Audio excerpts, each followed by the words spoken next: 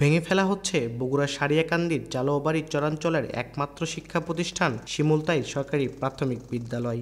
গত 3 দিনের তীব্র ভাঙনে যমুনা নদীর গর্ভে চলে গেছে আঙিনার একাংশ।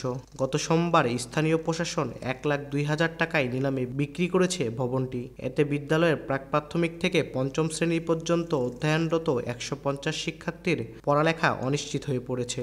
নদী স্কুলের কাজ চলে এসে তাই ম্যাডামরা বলছে স্কুল বন্ধ, একদম যতদিন স্কুল না হবে ততদিন স্কুল খুলবে না। শুধু শিমুলতাইর সরকারি প্রাথমিক বিদ্যালয়ই নয়, 3 দিনের ভাঙনে হুমকির মুখে পড়েছে ওই চরে বসতরত আরও 2 শতাধিক পরিবার। এরই মধ্যে বসতভিটা ছেড়ে অনেক পরিবার অন্য চরে আশ্রয় নিয়েছে।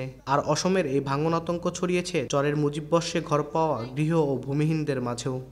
যদি এই নদীটা বান্ধা দেয় তাহলে আমরা 250-300 পরিবার রক্ষা পাবো।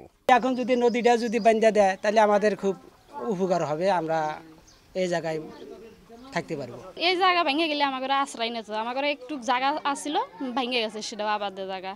বর্তমানে যে সয় সম্পদ আমার বাপদাদা ছিল সেই জায়গা নেই, সেটা নদীর ভিতরে চলে গেছে। এখন আমরা অন্য ইউনিয়নের ভিতরে চলে গেছি।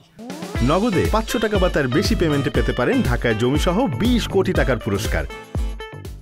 বড় বাজেট ছাড়া নদী ভাঙন ঠেকানো সম্ভব নয় বলে বলছেন খোদ উপজেলা নির্বাহী কর্মকর্তা। সেভ করার একমাত্র ওয়ে হচ্ছে প্রোটেক্টিভ ওয়াল, যেটা 500-700 কোটি টাকা বা আরও বেশি টাকা দিয়ে একনেকে বড় একটি প্রকল্প পাশ করতে হবে এবং সেই বড় প্রকল্পের জন্য আমরা ঊর্ধ্বতন কর্তৃপক্ষকে বলেছি।